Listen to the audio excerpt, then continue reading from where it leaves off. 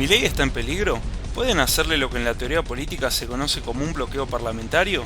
¿En qué posición se encuentra hoy el gobierno frente a la oposición? ¿Y qué podría pasar tras las próximas elecciones? Si querés saber esto y algo más, quédate en Contrapunto Global, porque hoy te vamos a explicar qué es un bloqueo parlamentario, cómo funcionó en otros momentos en la Argentina y por qué podría convertirse en la mayor amenaza para Javier Milei.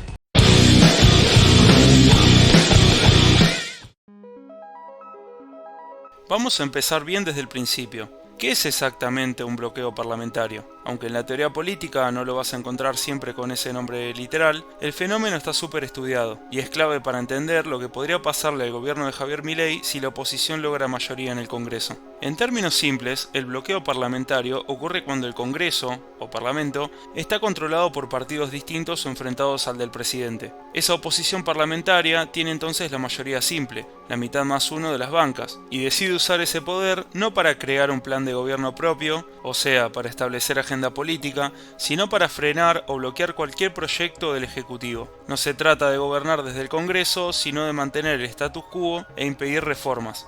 Este fenómeno lo describen diversos autores, aunque con nombres diferentes. Por ejemplo, el politólogo español Juan Lins, especialista en presidencialismo, nos dice: el peligro de estancamiento es latente en la propia estructura dual de los sistemas presidenciales, y se vuelve particularmente grave en casos en que las diferencias ideológicas entre el presidente y la mayoría legislativa son profundas, o cuando el apoyo al presidente se ha debilitado considerablemente. El peligro de que, en momentos de crisis, el conflicto entre presidente y Congreso degenere en una situación sin salida y se convierta en un desastre para la democracia está siempre presente. Por su parte, George Sebelius, en su obra Veto Players, define este fenómeno de la siguiente manera: los cambios significativos respecto del statu quo son imposibles cuando el conjunto de posibles acuerdos, win set, es pequeño, es decir, cuando hay muchos actores con poder de veto, cuando existen distancias ideológicas importantes entre ellos y cuando son internamente cohesionados. A esta imposibilidad de cambios significativos respecto del statu quo la llamaré estabilidad de las políticas. Por último, Arturo Fernández, profesor de Derecho Constitucional en Chile, nos menciona: hoy, el presidente requiere entenderse con sus opositores en el Congreso, de lo contrario amplias zonas de gobierno quedarán inactivas o bloqueadas. Esto se debe a la existencia del quórum calificado para legislar, nombrar, insistir, etc. Entonces, aunque los textos académicos no utilicen siempre la frase bloqueo parlamentario, el fenómeno está perfectamente explicado. Se puede encontrar con otros nombres como deadlock, estancamiento, gridlock, atasco legislativo o veto players, actores con poder de veto. Pero siempre es lo mismo, la oposición usa su mayoría parlamentaria para bloquear al gobierno y evitar que avance con sus reformas. En Argentina este riesgo no es teórico, ya pasó en 2009 con el famoso Grupo A, y hoy podría volver a pasar a Milei si la oposición logra mayoría en las elecciones. Quédate, que ahora te voy a contar exactamente qué fue el Grupo A y cómo funcionó aquel bloqueo parlamentario. Para entender el Grupo A tenemos que irnos al contexto político de fines de la década del 2000. En junio del 2009 se realizaron elecciones legislativas en la Argentina, sí, en las que de Narváez le ganó a Néstor Kirchner. El oficialismo kirchnerista, que gobernaba en ese entonces Cristina Fernández de Kirchner, perdió la mayoría absoluta en la Cámara de Diputados. Fue un duro golpe político porque significaba que el kirchnerismo ya no podía aprobar leyes por sí solo, necesitaba negociar con otras fuerzas. A partir de diciembre de 2009, cuando asumieron los nuevos legisladores, se formó en el Congreso lo que se llamó mediáticamente el Grupo A. ¿Quiénes lo integraban? No era un bloque único, ni un partido unificado. Era una alianza parlamentaria informal entre distintos partidos opositores al kirchnerismo, incluyendo la Unión Cívica Radical, la Coalición Cívica, liderada por Elisa Carrió, el Peronismo Federal, con figuras como Felipe Solá, Francisco de Narváez y Duhalde, el Partido Socialista, con sectores vinculados a Hermes Wiener, el GEN de Stolbizer y otros partidos provinciales. Era una alianza muy diversa ideológicamente, pero unida por un objetivo común: limitar el poder legislativo del kirchnerismo y efectuar un bloqueo parlamentario. El Grupo A, con su mayoría parlamentaria, no se convirtió en un gobierno parlamentario alternativo. No tenían un proyecto político unificado para gobernar desde el Congreso. Como mencionábamos, el bloqueo parlamentario no se trata de intentar establecer agenda política, policymaking, sino básicamente bloquear o condicionar las decisiones del Poder Ejecutivo. Los principales objetivos del Grupo A fueron quitarle al oficialismo el control de comisiones claves en diputados, especialmente la de Presupuesto y Hacienda. Eso es fundamental porque sin dictamen de esas comisiones, los proyectos no llegaban al recinto para ser votados.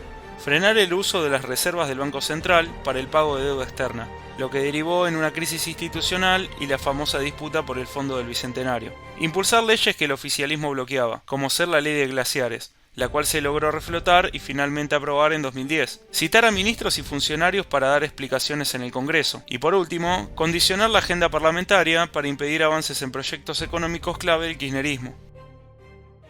El bloqueo parlamentario es enemigo de todo político en el poder, genera una crisis de gobernabilidad y limita muchísimo el libre movimiento. Quédate porque en el siguiente bloque vamos a analizar si ese mismo escenario puede repetirse hoy con Javier Milei y cuál es el peligro real que enfrenta un bloqueo parlamentario en 2025.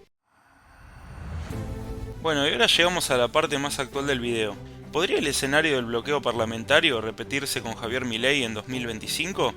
Vamos a analizarlo con los datos bien concretos. Primero veamos cómo está compuesto el Congreso hoy.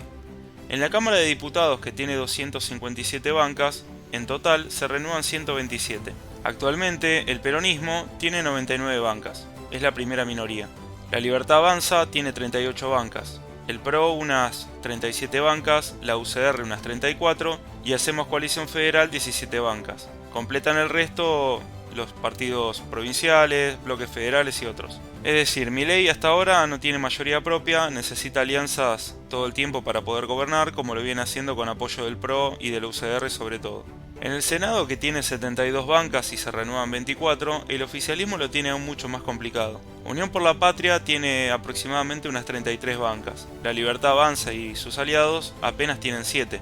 El resto lo completa la UCR, el PRO y otros bloques provinciales. Para tener una mayoría absoluta en el Senado se necesitan 37 bancas.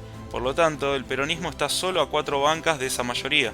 ¿Qué necesita el peronismo para lograr un verdadero bloqueo parlamentario? En diputados tendría que sumar unas 30 bancas más para llegar a la mayoría absoluta, de 129 bancas. Para eso debería conseguir entre un 40 a 45% de los votos a nivel nacional, sobre todo en las provincias más grandes. No es fácil, pero tampoco es imposible, teniendo en cuenta que el gobierno de Milei en los últimos tiempos se está desgastando por algunas cuestiones económicas.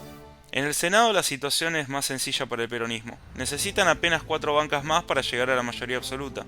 Esto se logra ganando 2 provincias adicionales, porque cada provincia reparte 3 senadores. Si el peronismo logra esas mayorías, podría ejercer un verdadero bloqueo parlamentario.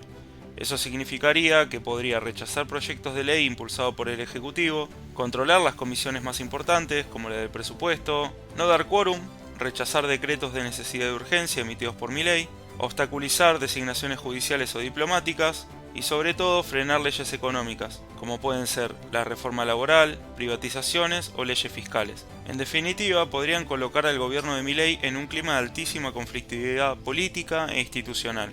Entonces resta ver cómo llega el gobierno a octubre en términos de apoyo por la situación económica y social que atraviesa el país, y por otra parte, cómo logra articularse el peronismo, el cual, desde la dura derrota de las elecciones de 2023, arrastra una crisis de liderazgo. En base a ello dejamos un video que desde la teoría de Laclau y Weber explora la posición de la figura de CFK tras su condena e inhabilitación. Así que la gran pregunta es, ¿podría el peronismo volver a repetir la historia del Grupo A, pero esta vez contra Javier Milei? Hasta hoy, Milei gobierna con minoría. Pese a ello, a través de los acuerdos con otros sectores, ha logrado impulsar la mayor parte de su programa político. Pero todo esto cambiaría si el peronismo logra mayoría en el Congreso. Podría convertirse en un actor con poder de veto absoluto, capaz de bloquear leyes, frenar decretos y paralizar completamente al gobierno. Esto es lo que se está jugando en las próximas elecciones legislativas. No te olvides de dejar tu me gusta, comentar y suscribirte si te interesa la política, la historia y la geopolítica. Hasta la próxima.